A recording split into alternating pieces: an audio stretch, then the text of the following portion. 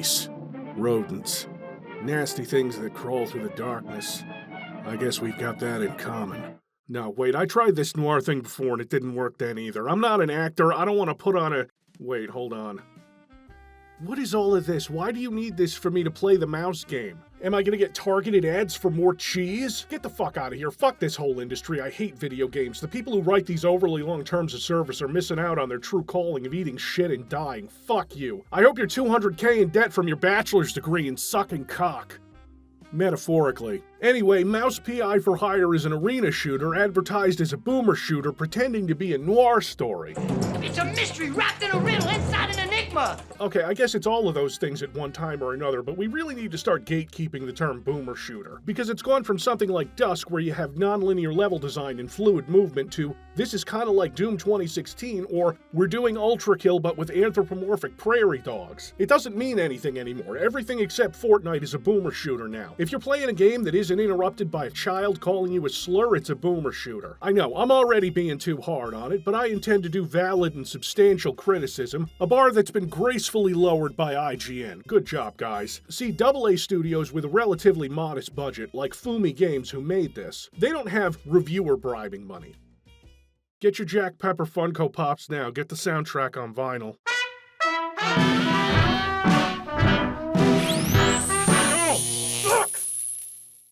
Jack Pepper, private investigator, begins his journey on a blimp high above the city chasing... question marks. His name isn't revealed, but there's something I don't like about him. I just can't put my finger on it. It's over. You got nowhere left to run. I run toward the dream! A bright future ruled by big mice! Does he mean rats? Let's talk about the art style, because that's the first thing everybody notices. 1920s rubber hose animation, like that other game. They certainly commit to it, and it's good. Like all the animation, beautifully done. It doesn't always mesh completely with the Unity-powered 3D backdrops that are everything else. I feel a pang of inadequacy whenever I see barrels of my guns all droopy, but that's probably a personal problem. Fucking mouse game telling me I'm not a man. My pistol actually hits things, which puts this game head and shoulders above some that I've played recently. I don't care much for the stamina bar for your melee attacks, not very boomer shooter of you. Oh, holy shit. God damn, look at all that chocolate syrup. There's stuff that annoys me, like every time you enter a vent in this game, you have to press X to toggle your flashlight, because ventilation shafts swallow light like a singularity, and you can't hold a gun and a flashlight at the same time. Doom 3 joke, everybody laugh. And I'm playing like garbage, because the game hasn't told me the normal flashlight button yet, F, is actually the melee attack. I'll figure this out eventually, when I look it up, because I was switching to my fists to break open all the boxes of items, and I thought to myself, you know, a competent game would have a melee button when there's all this stuff to break, but I can honestly say that at its worst, Mouse PI for Hire is competent. So it baffles me more when the devs make decisions like including falling damage.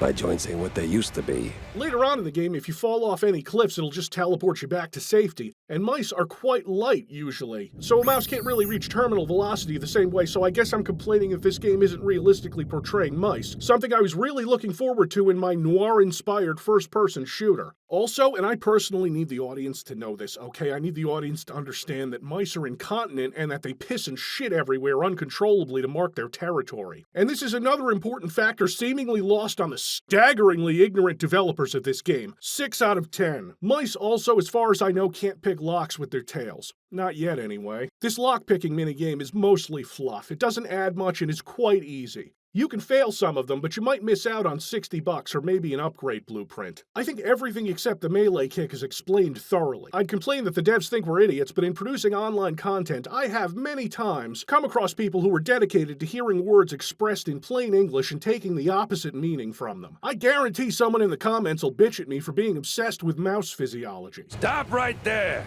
Hell. He's way too far. I can hear you just fine, you meddling mouse! Really? With the engines and the wind? Don't care.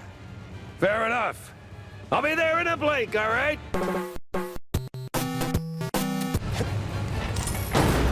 You rocked the boat too hard. This is where you fall down. What a crappy line!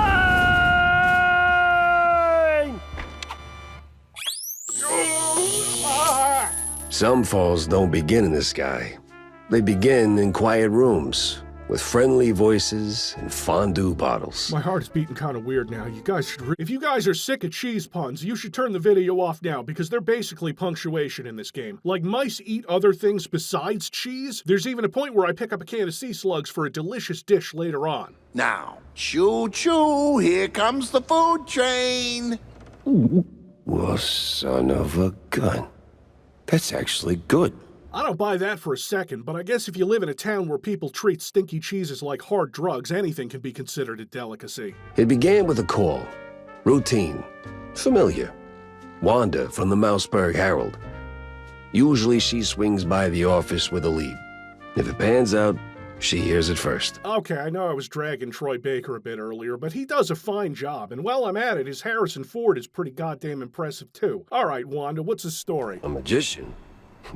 What, like some wacko waving a stale mozzarella stick in front of a bunch of bored middle-aged mice? Something like that. But this one disappeared mid-show, right in front of a handful of surprised mice. Some say it's a kidnapping. Others say he did it as part of his magic act. Case of the disappearing magician closed. Time to get cheese drunk on cheese whiskey and slap around some perps. goes by the name Magnificent Bandle. Or whatever. Bandle? As in Steve Bandle? One and the same. You know him? You could say that.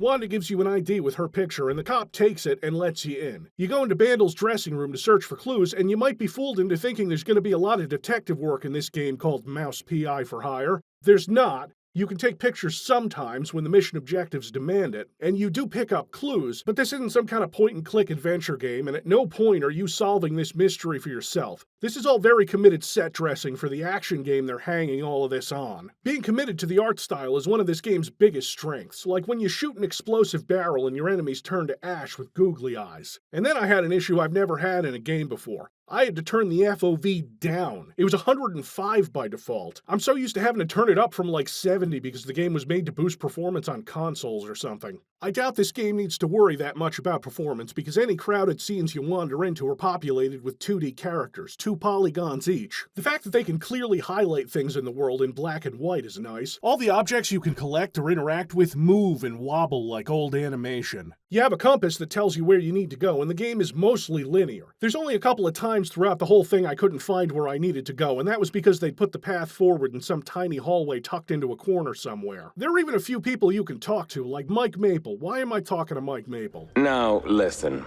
I ain't got that much time to talk, and you got a job to do, so you better hurry. I heard some baddies going up. Yeah, okay. We're off to look for the magician's assistant, Betty Dooffiddle. She'll whiz my cheese? Cheese my whiz? I don't know. Jeez Louise, lady. You're in pieces. Jack Pepper, detective. Yes. Steve was so good to me. And now, without him, I just can't pull myself together. Well, I mean, never mind.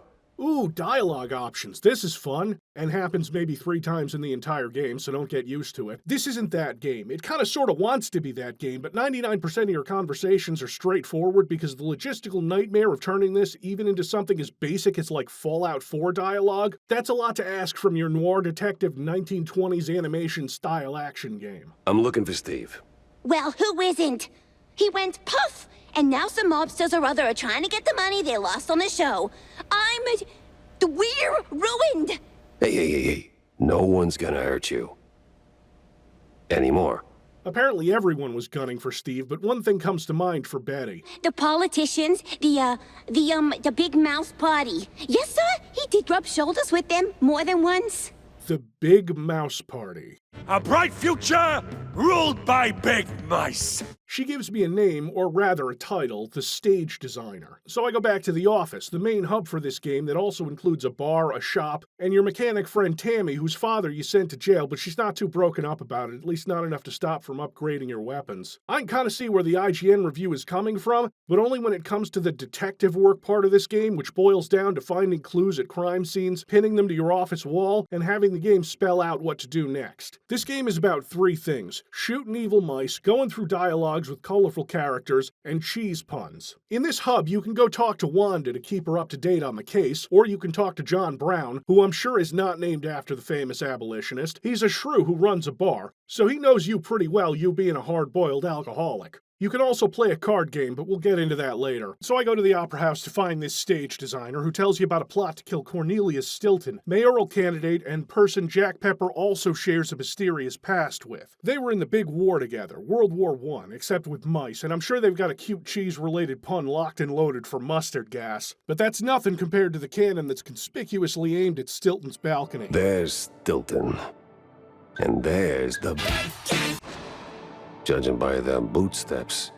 So much for staying incognito. I may have killed 2 people before coming here, and blew up a floor with dynamite, and destroyed the ventilation system a little. Well done, genius. You broke the damn air duct. Jack Pepper doesn't seem like a great mouse detective, and I'm starting to think he may get a downgrade to above average. Sure, he takes a picture through a window and rescues this guy, but the rest of the job doesn't go very smoothly. A wizened old stuntman teaches us how to double jump, and again, in terms of style and aesthetics, the animation for having spring-loaded shoes is really good.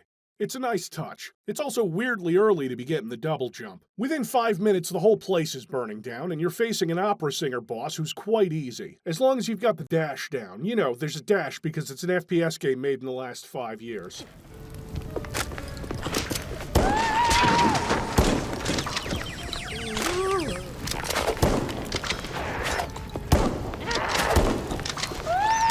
Well, Billy still did get blown to Kingdom Come.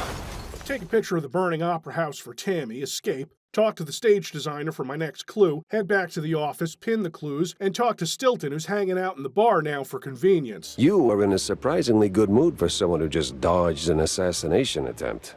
Oh, well, comes with the territory when you're chasing high office. He has a stutter for some reason, which doesn't really lead to anything, it just wastes my fucking time. Not to shit on people with a stutter, but I'm playing a game where I read the dialogue faster than I hear it. This whole assassination attempt is apparently good for business. Cool guy who, astonishingly, doesn't turn out to be evil in the end. Because he also served in the Mouse World War I with Jack and Steve. Yeah, old Jack, Steve, and Cornelius. Stilton gives you the address of Steve's mansion, which you don't go to yet. In between missions, you drive around in a style that reminds me mostly of Dick Tracy on the NES, a game I have never played and only know because of the internet. There's a few roadhouses around where you can do most of the same stuff as the main hub, like upgrading weapons and playing cards. Steve's mansion is closed, so instead we go to this outhouse where the secret entrance to his lab is. I think this game got a lot of flack from that one review because they looked at all of this stuff, the driving, the open world, and they were thinking they'd get a game that commits to that stuff, which is a little silly. Doing all of that stuff is difficult for a AAA game, and I wasn't expecting it from the $30 highly stylized game that sold to me as a boomer shooter, or more accurately, a guns-blazing, jazz-fueled adventure, like it says on the Steam page. That's probably more accurate. The website still says boomer shooter inspired. Would I love LA Noire with mice? Maybe. But I think that's a little too much to expect from a game that has more cheese puns than any previous work of fiction. More than A Cheese Grows in Brooklyn, or David Cheddarfield, or even the harrowing Havarti of Darkness. Yes, I did find the melee button just in time for the shield mice to show up. This magician was doing a shocking amount of science to bring his dead assistant back. Let's see how that's going.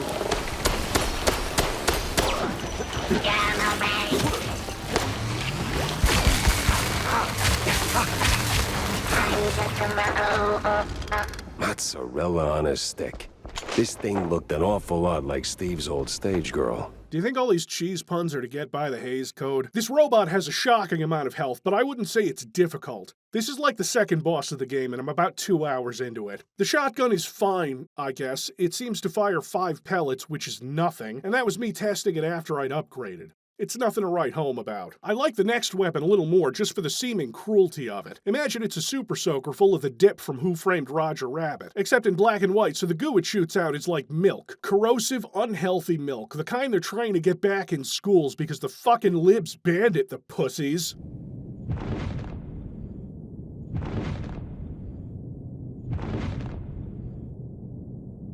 He hasn't heard me yet. I don't use it right away because soon after I'm eating a hot pepper that makes my attacks set things on fire. A power-up, one that shows up a lot going forward. I'm not playing well. That doesn't seem to matter. I'm on the normal skill and I still haven't seen a death screen. I dash around the second version of the Betty bot, More robots show up, but they're not really different from the other melee enemies I've faced, just different sprites. The only real difficulty I've hit so far comes from the Tommy gunners blasting me from the other side of the arena and the fucking assassins. Teleporting snipers. They are my most hated enemy in this game, and they show up so early into it I was worried there'd be something much worse ahead. For a game as gentle as this one, teleporting snipers are fucking devious. Robo Betty's final form is a nightmare to look at, but not very difficult to kill. Enemies that fire anything explosive, which are obviously sentient bombs that run after you, are very weak to the explosions from those. Jumping and dashing clear it pretty easily.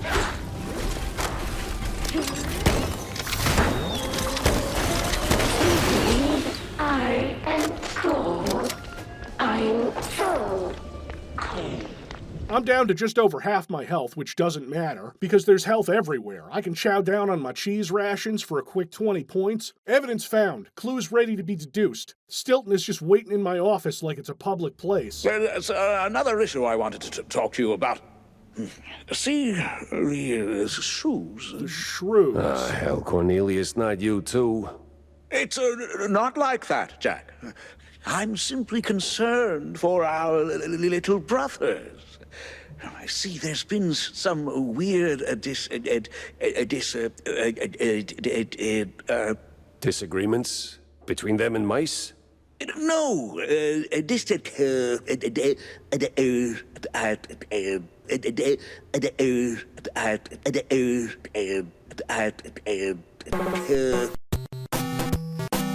disappearances, Jack.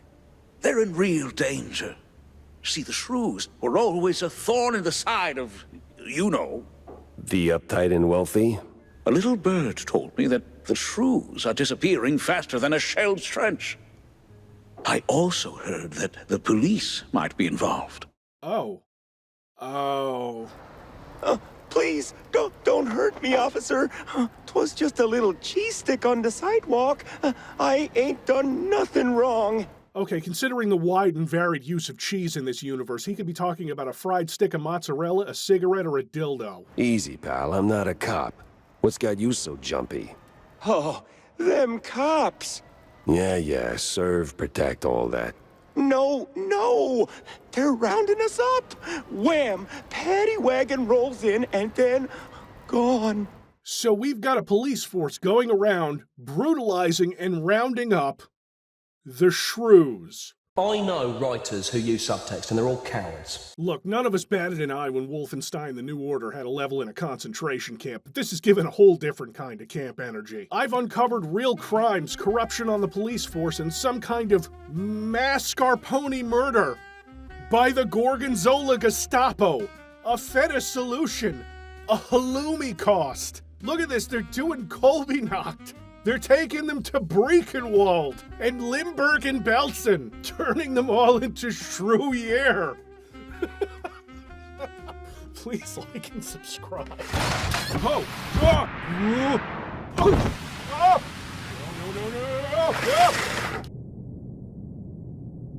What was I playing? Oh, yeah, right, of course, the mouse game. I was getting bored, so I bumped the difficulty up to Super Sleuth and noticed very little difference. It was slightly harder, but not by much. And so the rest of the game is played on Super Sleuth, and I'd encourage you to play it on that too, since most people are better at video games than me if the comments are to be believed. Let's take a picture of the police brutality. That won't get us into any trouble. It's not like the police do this kind of thing all the time, or so this memo directly from the Department of Justice says. Police brutality isn't a thing. Innocent people getting the shit beaten out of them is actually based as fuck, and the Department of Health is telling me that police cum is actually good for your bones? Yeah, but first I gotta get my berserk spinach and beat up some cops. Or people pretending to be cops, as cops would never do such a thing. This has Big Mouse Party written all over it. And they sure have some big mice, like this round bastard who charges you, a standard enough FPS enemy. The dip works good on him.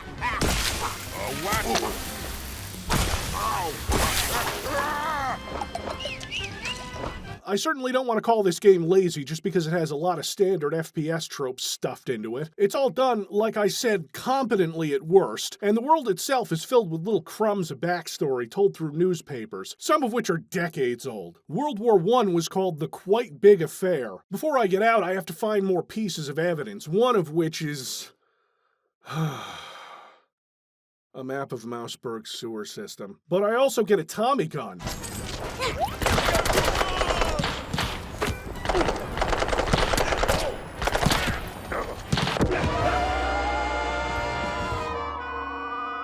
hey, finally, taking a death. 2 snipers, cool. Sorry, it's not a Tommy gun, it's a James gun, so I assume that it comes with a soundtrack of medium cuts from 40 years ago. You're saying these police were dirty? No kidding. With the clear objective of find someone who might know something, I venture into the underground to find the flying enemies? Underground? Annoying, but not difficult. I mean, 1 shot takes 2 points of armor and 1 point of health off, so I'm not really worried. Oh, yeah, also... What sewer would be complete without a giant gator boss? I swear, this game was made for people who kinda occasionally play shooters, who want to be able to experience the cheese puns and nearly century-old cultural references without hitting a wall. It's all very manageable. I kinda feel that try to change towards the end of this level, where they hit you hard and fast with a rush of enemies. And I do die, but like most fights I survive the second time when the game no longer has the element of surprise. We're back at the office pinning clues to the wall to find out where we have to go next, when she walks into the room. I saw her voice the moment she walked through the door. Wrapped in makeup and a cloud of perfume reserved for the sleaziest Tinsel Brothers party. Bonjour. 'Tis like hello, only en français. She was dangerous, all right. All soft curves? I wanted to put my cheese stick in a camembert, which means taking her out for a nice dinner, and then piss on her bed to mark my territory. It's about my friend. She's dead. They killed her, Jack. Murdered her. My friend, Betty Lynch. She was an actress.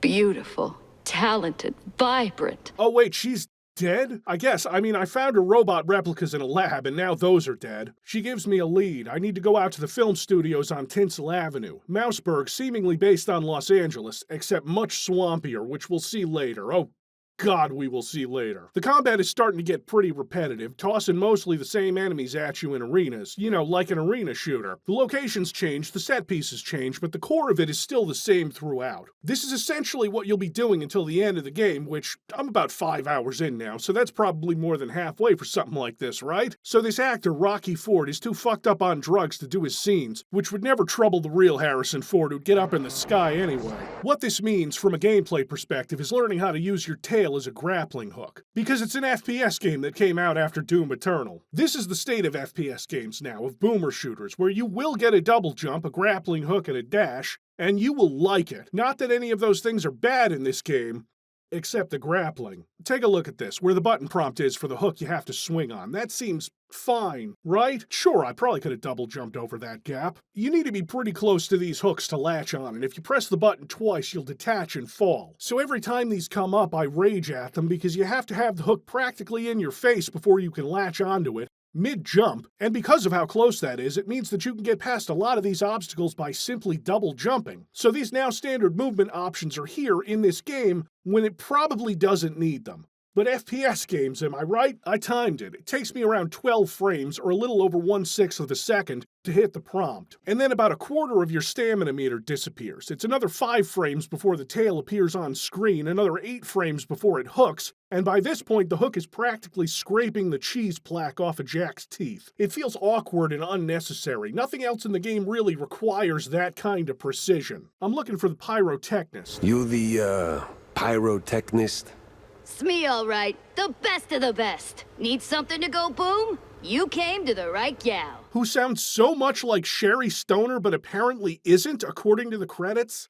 What the fuck? Now that's comedy. All this to get into Betty's dressing room to find a picture of her with another mayoral candidate, Milford Sawyer. Interesting. Gotta pin it to the board.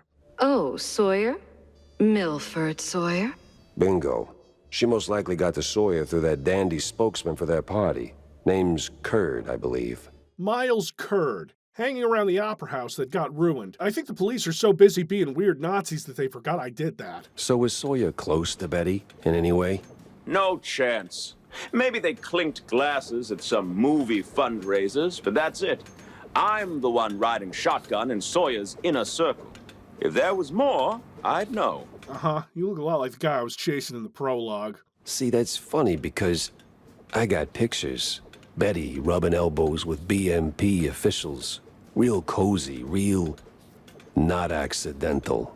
Yeah, because she was always circling our parties like some fame-hungry hawk. Uh-huh, I see. He suspiciously gets mad and tells me to leave, and I can't burn the building down again. Look, the mouse game is fine. I get the impression that more time was spent on the visuals and vibe than the gameplay, but it's hard to complain about something when it's fine, when it's competent. They knew what game they were making. I get a cannon, a loose cannon, and a pretty cool set piece to go with it where I level a building. Sometimes you knock. Sometimes you knock it down. Have I mentioned yet that Troy Baker is doing a good job, or have I been too busy getting distracted by the cheese? There's not much to say about the combat because it isn't anything you haven't seen before. Yes, floppy rubber hose style. I use the James gun a lot, upgrading it because the other weapons are more situational. What am I supposed to say? These arenas are superficially varied but designed well? That it's not unfun, just the same enemies over and over. I've settled into a routine. James gun for most enemies, explosives for snipers, dip for the charging enemies, over, and over, and over. And I'm in hour 7 now, and this guy gives me a lead on where to find the missing shrews, so we've got to be gearing up for a showdown, right? I almost feel babied at times. You know the kind of walls and boom shoots that you can blow up? In this game, they're marked with a message that says totally normal wall, and they're very, very obvious. More obvious than a crack. The game, not content to go gracefully, introduces Captain Sims, the top cop, and another villain to add to the pile. We've got him, we've got Sawyer, we've got Vivian, because fucking obviously. We've got a whole party of mouse Nazis and a corrupt police force, whoever killed Betty, and we're still looking for a missing magician. The way to solve this case is with some good old-fashioned detective work.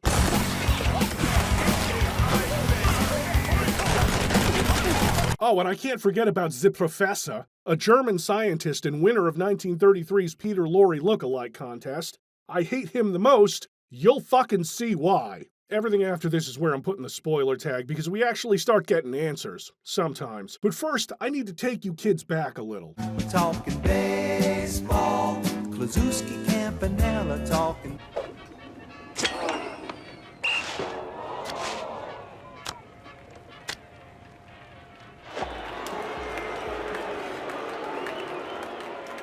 In every bar and roadhouse, you can pay $50 for the privilege of 10 rounds of this card game. It's fairly simple, right? First 5 rounds you're at bat, then the other half is you pitching. You have to throw down cards that have a higher number than your opponent, so if you're hitting, you put a batter up and maybe a modifier to increase your score. What is all of this for? Well, with each game you win, you get a token. There's a vending machine in this bar that wants 20 of them from you, which means you have to win this card game 20 times. That's 200 rounds. I was locked the fuck in. I want whatever's in that cabinet, and I want it bad. Some secret buff, maybe a new weapon is in there, and I'm gonna play this goddamn card game until I can open it. I just have to win it 20 times.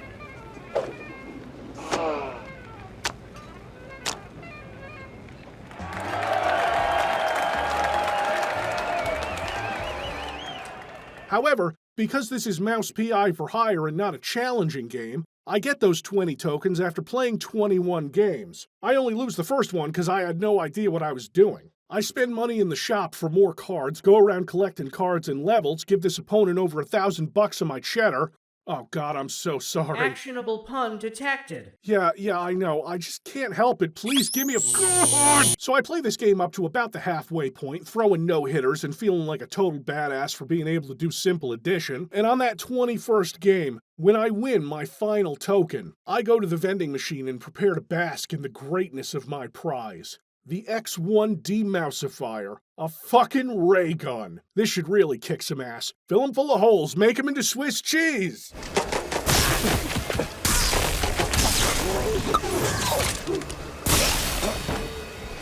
Oh, wow, a perfectly accurate weapon that can two-hit some of the lower-tier enemies in the game. That's absolutely worth all the time I spent playing that card game. Never mind that it can't be upgraded and you have to pay a steep premium for the ammo at the shop. I know that the game is too easy already, but for a special weapon I have to unlock to be only slightly more useful than weapons I can actually find ammo for, I think this is when I started to turn on the game. 7 hours in. That's okay, we're about to raid a mansion, get some answers, and crack this case wide open.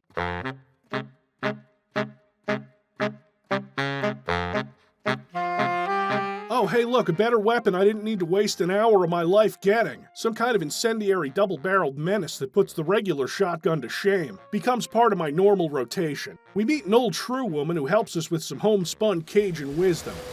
Turn around and leave, Cheryl. This ain't no place for a city mouse. Bad spirits, you hear?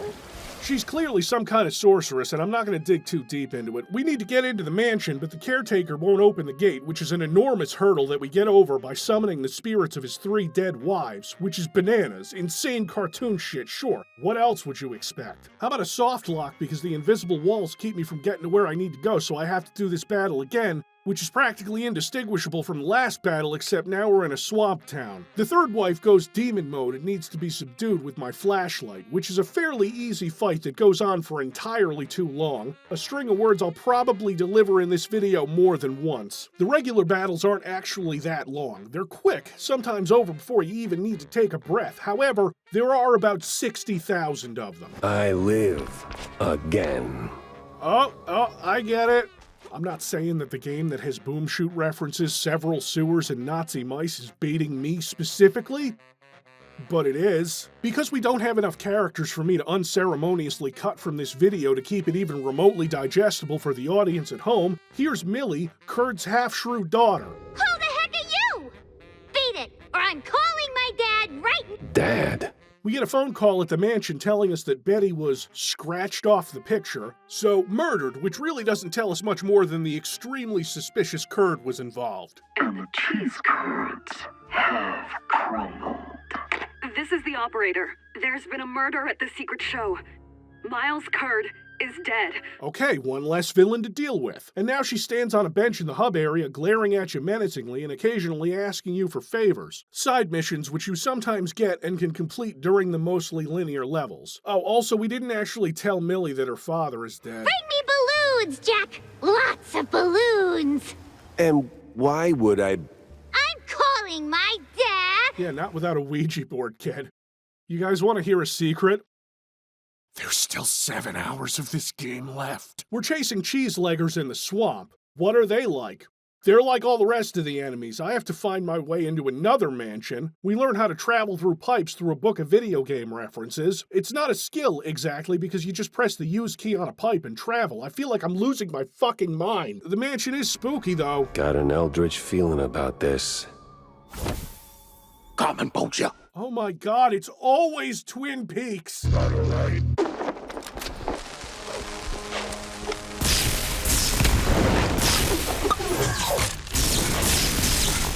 Ugh.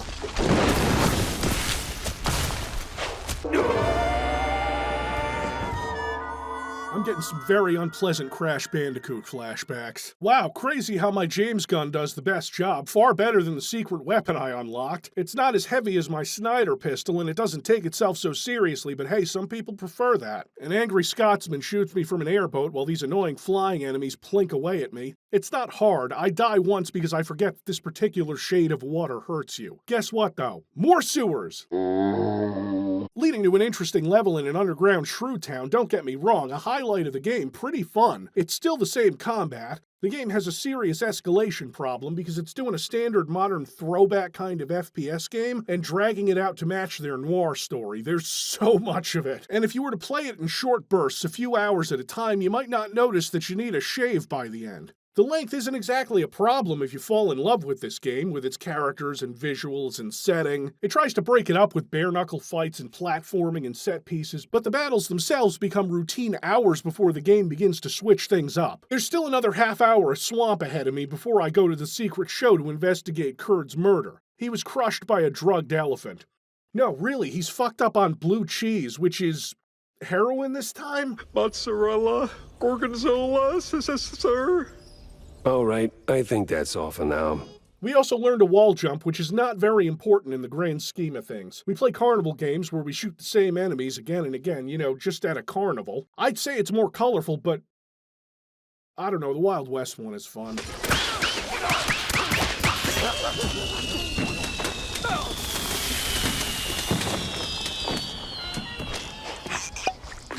And then we go back to the movie studio for a Wild West shootout. I didn't have to play it in this order, it just happened like that. We get a real lead, a riverboat full of Nazis, where we go incognito, walking around with a glass of champagne, probably fondue. And you meet a nice couple of newlyweds and talk to people like it's almost detective work until the game remembers it's a shooter first and foremost. Captain Sims takes one look at us, recognizes us after trying to kill us like 3 levels ago, and the jig is up. Sims gets a little plane boss fight with awkward cannons that let you fire once, and then he's just bombing the shit out of the place. But this is evolution, kids, because the fights are finally escalating to the point of being chaotic. Not much more difficult, though. There's so much health lying around, and the big packs, worth 40 HP each, respawn. I'm playing on the hardest skill, and this game does not want me to see a death screen. Alright, the big Nazi riverboat party has crashed, the boat burns, and I think we're finally out of the woods. Hang our evidence on the wall again, with Captain Sims, deceased, palling around with the big mouse party. I'll need more proof to be sure. Of course you will. This conspiracy board is only like 90% full, and there's only 5 more hours of this game.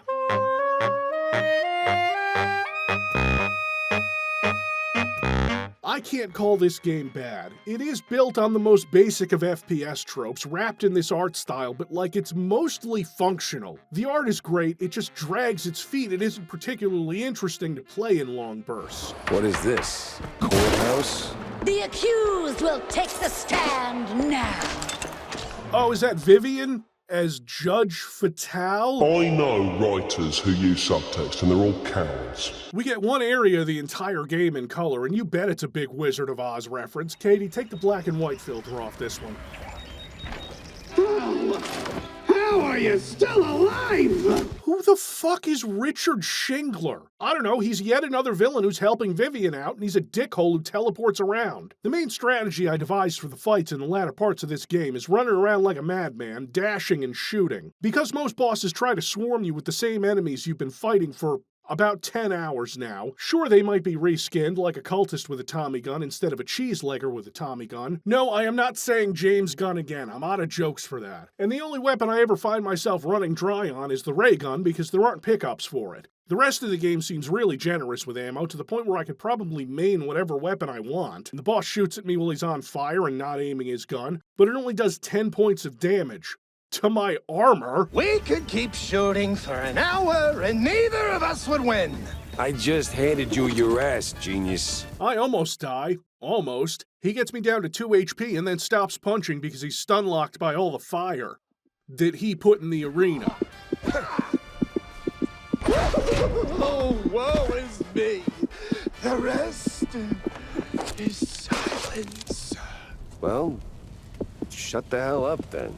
I'm low on health, so I visit one of the 3 health stations in this arena. I gotta go to the asylum next so I can have a fun interaction with this brain in a jar. You get 2 new weapons in this level. The brain in a jar hops into a gun that lets you disorient your enemies, temporarily. With the number of enemies the game throws at you at this point, even after upgrading the weapon, it isn't really more efficient than the Tommy gun. Like a bone sword chainsaw thing is cool, but also has limited ammo and isn't really more efficient than the Tommy gun. Oh, also you're in hell. This is where Jack's going after all the shit he pulled during the Great Big War, I tell you what. Are the rubber hose style cacodemons cute? Absolutely, I love them. Aside from the fact that they're just reskins of the existing annoying flying enemies. Again, visually, we've switched things up. But it feels the same, until you hit the platforming section.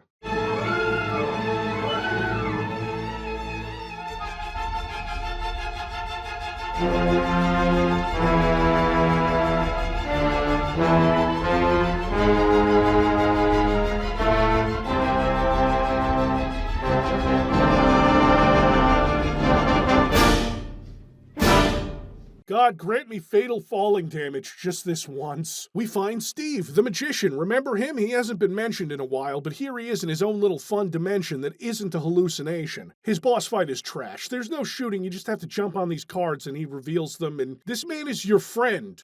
From the war. When I easily defeat him, he finally gives me the whole story, which means there isn't another 3 hours of this fucking game, right? See, Steve got in trouble with the mob. And the big mouse party. Look, Jack, I tried going legit. I really sort of did. But then Betty, my beloved assistant, rest her soul, introduced me to Von Hartzer, old world professor, or the professor, if you prefer. Turns out, we had a shared interest. Steve, buddy, what interest did you share with the mad scientist? See, this place, the unknown, I've been chasing it ever since the war. Spent most of my fortune finding a way in. Even invited a cult to help. I can't get rid of the bastards now. Always came up short. Till I figured out what I was missing. You invited that cult into your house and secret underground laboratory. I'm gonna drop an anvil on your head, Steve, I swear to God. Ink! The lifeblood of our world. Crazy stuff, powerful. Problem is, it doesn't come easy. Steve? And I needed a lot of it. So when the professor showed up with research of his own, I figured, why not team up, huh? I provide funds, resources, give him whatever he needs to finish the portal in my lab, but the ink, the most crucial ingredient. Came from the shrews, huh? Oh yeah, what's a little kidnapping of a specific ethnic group and using them for insane medical experiments between friends? Are you fucking kidding, Steve? No, you got it wrong. Okay, mostly wrong. I told him about the shortage, and he figured the shrews, they have the perfect ink ratio. Efficient, he called it. Look at this asshole and his fucking shrug. Like, oh, I didn't realize that I was stealing people's blood for my blood magic. Didn't think much of it. Brought in the cultists to help gather it, but then I found out von Hartzer was pressing the shrews, like literally squeezing them dry. Yeah, I got that part. I don't even kill Steve. He sends me on another lead to the docks. Not the docks we were at before, different ones. So I can both assemble a diving suit and then go underwater to follow the professor's submarine. But don't worry, gameplay while in the diving suit is entirely the same. Like, not even floating or swimming, you just walk. I mean, it sounds a little different and your view is obscured, so it is worse, just not in the way I was expecting. This whole stretch of the game chaps my ass. Pointless underwater section wearing the skin of variety before the submarine. The sound muffling from the underwater section actually stays, which I think is a bug. It's not even in my top 5 for problems with this goddamn level. Here are my top 5 in no particular order.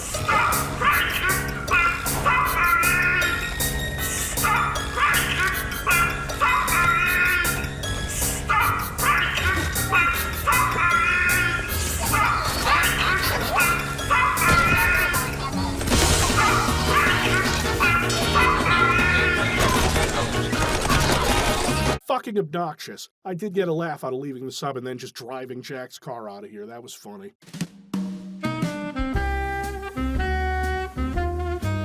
Jack talks the ear off of all of his contacts and decides now, with the whole evidence board filled up, to get some sleep.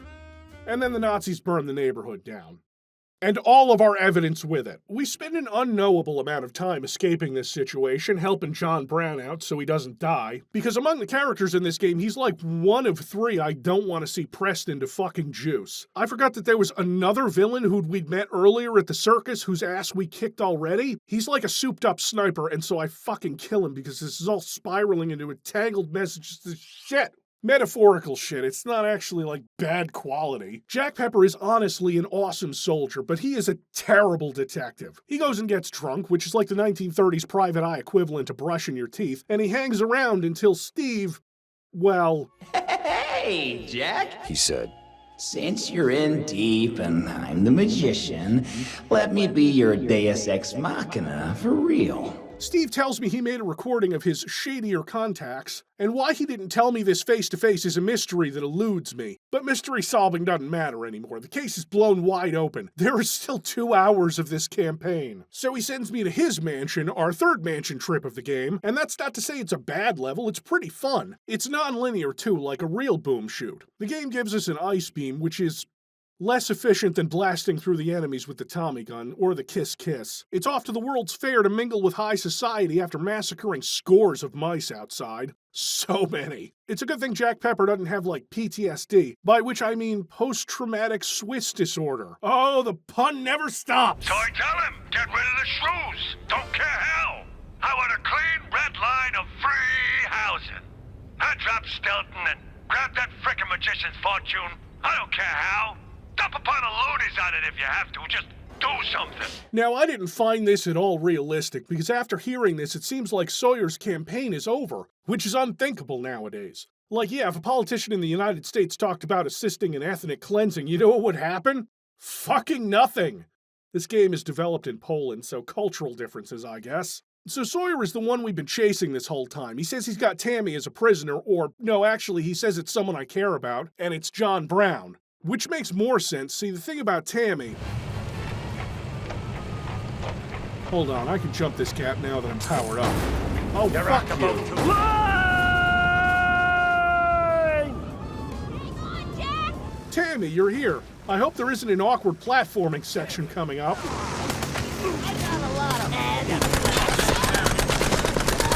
Another way down. How many are we talking? Flying enemies, snipers, and grappling. 3 terrible things that taste terrible together. Alright, boss rush time. Shoot turrets, dodge lasers, collect the plentiful health and armor scattered around. Enough of all this, you damn mouse! Your little stunt changes nothing, you hear? Nothing will break BMP! Now here comes Pierogi Jake, the 16th named villain in this game, or something, and while the news is reporting that everyone hates the BMP now because of, you know, all the evil, they're crashing out, and he wants to fight. In this last room, in this last fight, it's important to embrace the chaos. Yes, the enemies you've been fighting for, Jesus Christ, 16 hours, spawn around the confined arena, and you need to kill them because they drop cheese. It's the same cheese you get normally and stash away in your inventory, except it's instant use in this one arena because you're getting blasted from all sides. That doesn't mean it's hard, because once I learned the secret of the cheese, I was able to do it. Easily the hardest part of the game because I died twice. Sawyer's still going until I Tommy gun him a bunch more. It'll be okay. My body will be okay. Right? Right? Saw you later, pal. Ugh, that was just crap. Not gonna use it. Burn that one. Don't use that one. I actually admire a game with the balls to hobble their climactic one-liner for the bit. Good for you, Mouse PI for hire. Party's over was right there. What a wild ride, huh? John is safe. Tammy made it through. The crooks are down. The little guys are up. With a shot at a better tomorrow. A couple of days of peace, if we're lucky. Still, something tells me there are cheese strings out there yet to be unraveled. But today, I'm done.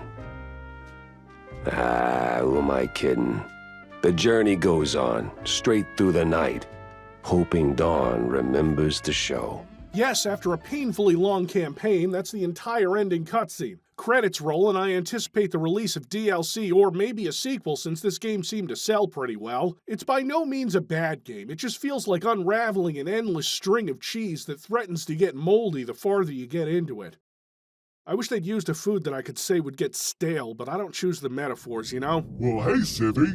Oh Christ, how do I not hear him coming? I noticed that you're playing the mouse game, and that you haven't written anything for me to do yet. There was a big mouse party, Civvie. Oh yeah, it's weird. YouTube only lets me have a limited number of Nazi mice at a time on screen, or else I get demonetized. That's discriminatory.